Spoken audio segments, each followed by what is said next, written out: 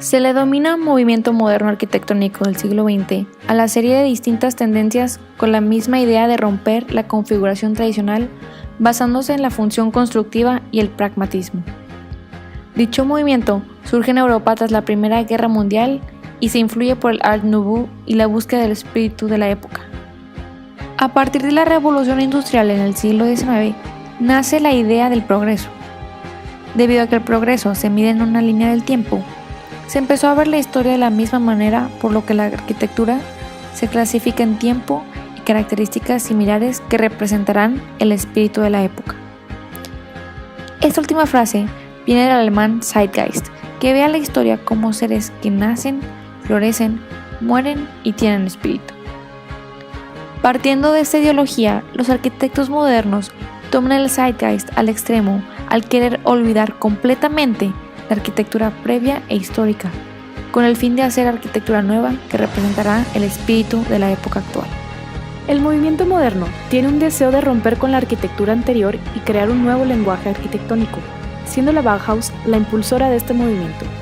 La fundación de la Bauhaus en 1919 se produjo en un momento de crisis del pensamiento moderno y la racionalidad técnica occidental en el conjunto de Europa y particularmente en Alemania.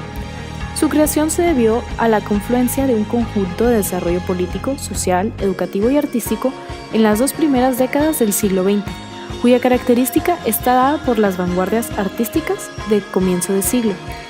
Uno de los principios establecidos por la Bauhaus desde su fundación fue «La forma sigue a la función».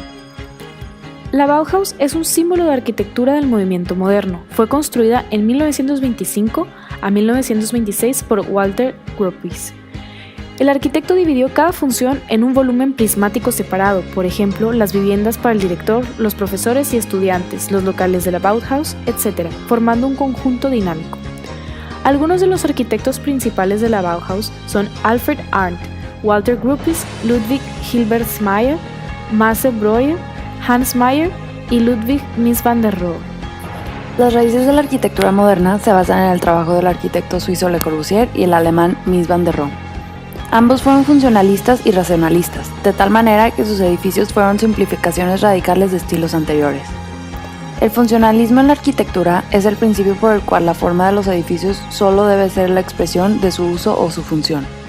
Por otra parte, algunos de los principios del racionalismo dictan la preferencia por las formas geométricas simples, el empleo del color y del detalle constructivo en lugar de la decoración sobrepuesta, la concepción dinámica del espacio arquitectónico y el uso limitado de materiales como el acero, el hormigón o el vidrio, los cuales eran materiales nuevos para la época.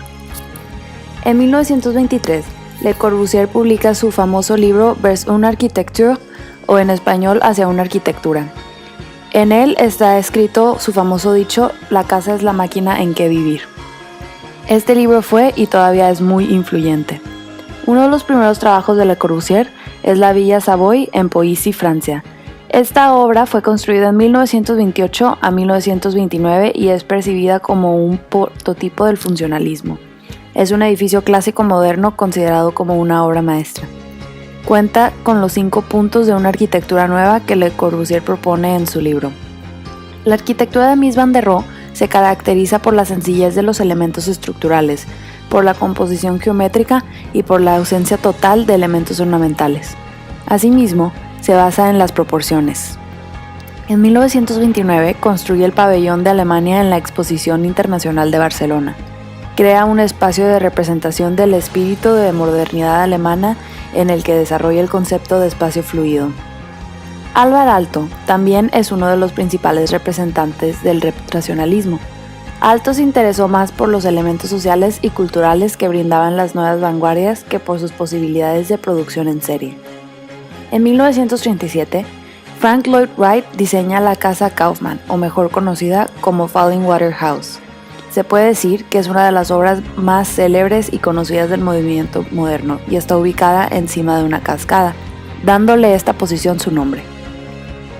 En 1950, en Milán, Ernesto Nathan Rogers, a través de la revista Casabella Continuita, critica al movimiento moderno por su tendencia de tratar todo esquema como un problema abstracto único, su indiferencia a la localidad y su deseo de hacer toda obra un prodigio. A partir de esta crítica empieza a originar el posmodernismo, el cual responde al formalismo del movimiento moderno. Una de las ideas principales de este movimiento es el regreso del ingenio, el ornamento y la referencia, conceptos previamente abandonados en la forma y la arquitectura del movimiento moderno.